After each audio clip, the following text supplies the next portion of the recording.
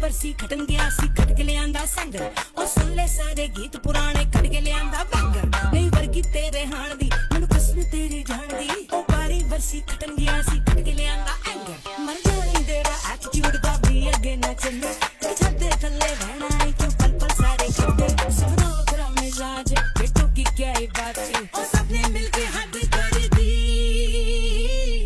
ओ baby बाजिया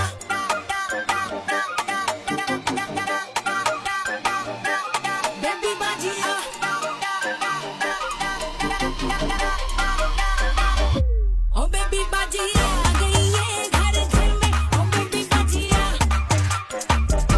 हर पासे आग लग गई है घर घर में ओ बेबी बाजिया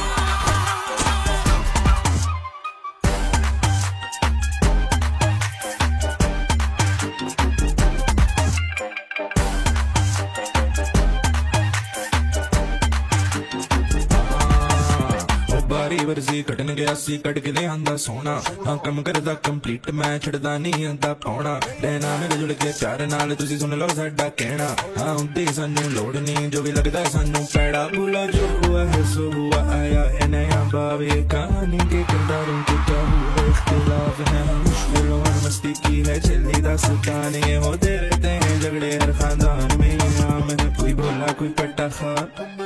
कोई किसी के हाथ में नहीं आता कोई बोला कोई पटा खाई समझ में नहीं आता बाबली जी तुसी